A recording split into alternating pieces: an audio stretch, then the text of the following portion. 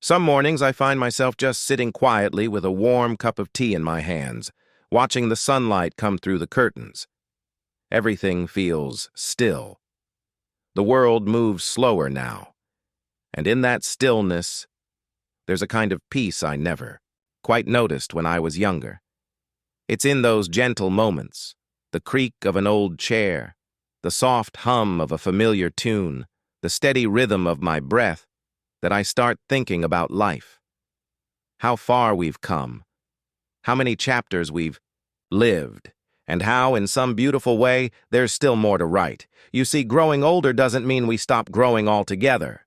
In fact, sometimes it's in our later years that we grow the most. Not taller, not faster, but deeper, kinder, wiser, softer around the edges like sea glass shaped by time.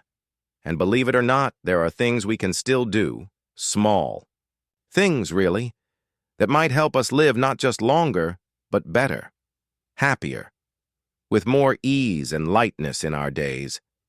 This isn't about chasing youth or fearing age. It's about cherishing the life we still have, and maybe even adding a few more good years to it. If you're over 70, and you still do even just a few of these things, you might be gently walking the path toward 100, not racing there, just walking, calmly, with a smile. So stay with me a while. Let's take a slow walk through what really matters. Not as a lecture, but as a quiet conversation. Maybe you'll see a bit of yourself in these words. Maybe you'll feel a spark of hope. Either way, I'm glad you're here. One of the most beautiful things I've noticed in people who age gracefully, truly gracefully, isn't their appearance or even their health. It's their curiosity. That spark in their eyes when they learn something new, or ask a thoughtful question, or sit with a child and genuinely want to understand how their world works. That quiet hunger to keep discovering, even after 70, even after 80. It's something you can feel in the way they talk, the way they listen. Like their minds are still open windows, letting in fresh air. Curiosity isn't always loud. Sometimes it's in the way someone looks up at the stars at night and still wonders, or the way they ask their grandchild what that new slang word means, even if they'll never use it themselves. It's the person who picks up a library book on a topic they've never read about before, or who finally tries painting just because it always seemed lovely. It's not about becoming an expert. It's about staying awake inside. I remember a neighbor of mine, her name was Helen. She was 89 when she started learning how to use email so she could write to her niece who lived overseas. She asked me to come over one afternoon and show her. She kept a little notebook next to her laptop where she wrote everything down step by step. She wasn't embarrassed to ask the same question twice, and she laughed at herself often. But more than anything, she was proud, not because she mastered it, but because she tried. That kind of spirit, the willingness to keep learning, it does something wonderful to the brain. It keeps it flexible, alive. Science tells us this is good for cognitive health, but even without the studies, we know it deep in our bones. Staying curious gives the day a shape. It gives the heart a reason to keep beating with interest. So if you still feel curious after 70, if you still want to know, explore, try, hold on to that. It's not just a habit. It's a kind of quiet superpower, one that might just help you live longer, and certainly more fully. As we grow older, we begin to carry things we can't always see. Not in our hands, but in our hearts. Old hurts, words that were never said, regrets that visit us in the quiet moments. And over time, these things begin to feel heavy, even if we've gotten used to the weight. But I've noticed something in those who live a long, peaceful life. They learn how to let go, not all at once, not perfectly, but little by little, like setting down one stone at a time after carrying a heavy load. Forgiveness is one of the most powerful things a person can do, and yet it's also one of the hardest, especially when we feel deeply wronged, or when we've made mistakes ourselves that we can't take back. But forgiveness isn't about pretending something didn't hurt. It's not about forgetting. It's about freeing ourselves, about deciding that we no longer want to carry bitterness into another day. It's a gift we give to our own hearts, not to the person who hurt us. I remember sitting with a man in his 90s once. He was calm, clear-eyed, and full of stories. I asked him what helped him live so long. He didn't talk about food or exercise.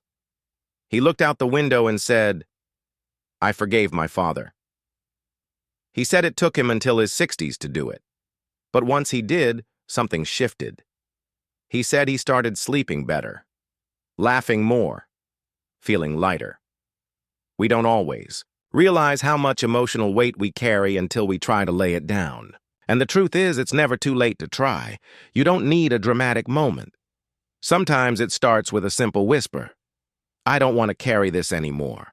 And then maybe over time, the heart begins to soften. If you're over 70 and you're learning how to forgive yourself or someone else, you're not just healing old wounds. You're creating space inside yourself for peace, for joy, for breath. That space can help you live longer, but more importantly, it helps you live freer. And that, to me, is worth everything. One of the quiet secrets to a long, joyful life is movement. Not the kind that makes headlines or breaks records, but the gentle kind. The kind that feels natural, like walking through your neighborhood, stretching your arms overhead in the morning, or even just swaying a little to music in your kitchen. Our bodies, even as they grow older and slower, still long to move. It doesn't have to be much, just enough to remind your muscles and bones that they still have purpose, that you're still here, still going. I've seen people well into their 80s who make it a habit to take a slow walk every afternoon. Not for exercise charts or calorie counts, but for the rhythm of it. For the way the air feels on their face, for the chance to wave to a neighbor or stop and admire a blooming flower. That kind of movement doesn't just help the body. It keeps the spirit lifted. But there's another kind of movement that matters just as much. Emotional movement. The kind that happens when we reach out to others, stay connected, and allow love in and out of our lives. Because just like the body stiffens when it stays still, the heart can grow heavy when it's closed off. Staying in touch with a friend, picking up the phone just to say hello, sending a birthday card, or sitting with someone in silence, these small acts keep us emotionally limber. They keep loneliness from settling too deep. I think about a woman I met once who, at 93, still led a chair yoga class at her assisted living center. She didn't move fast, but she moved with joy. And every week, she'd make a point to chat with the newer residents, not just because it was kind, but because it made her feel alive. If you still move your body even just a little and you still make space for connection, a smile, a conversation, a touch, you're doing something powerful.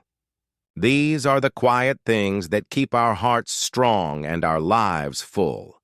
And maybe, just maybe, they help the years stretch on a little longer than we expected. There's something deeply comforting about waking up each morning with a reason.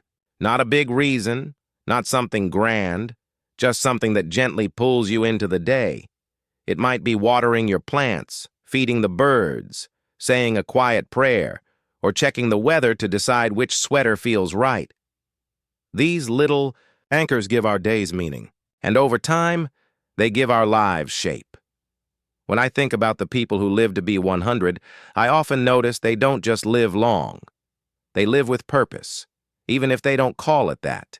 They wake up with something to tend to, something that matters to them, no matter how small.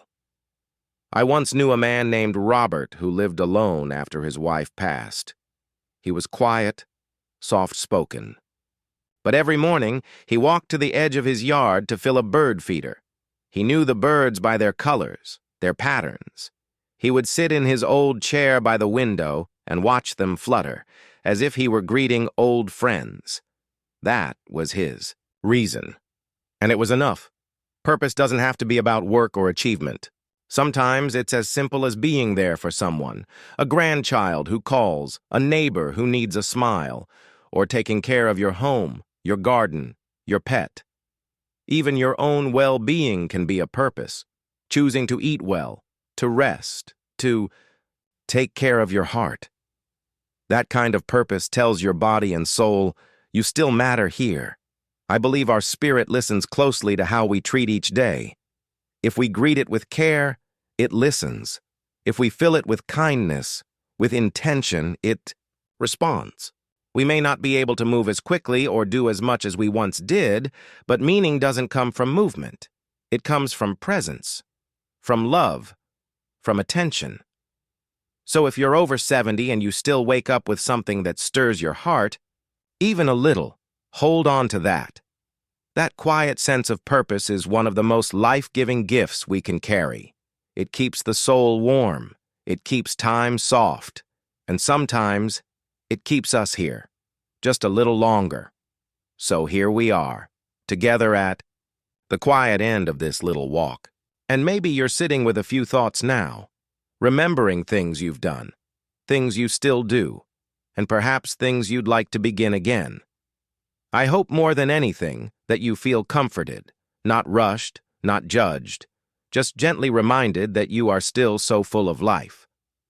If you're over 70 and you still carry curiosity in your heart, if you're learning how to let go of old pain, if you move your body in simple, joyful ways and keep loving others through small gestures, if you wake up each day with even the softest reason to begin again, then you are already walking a beautiful path, one that doesn't chase after youth, but honors the wisdom and strength that only time can bring. You don't need to do everything perfectly.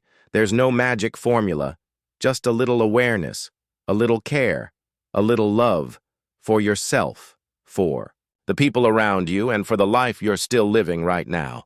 Age is not a finish line. It's not the end of color or warmth or laughter.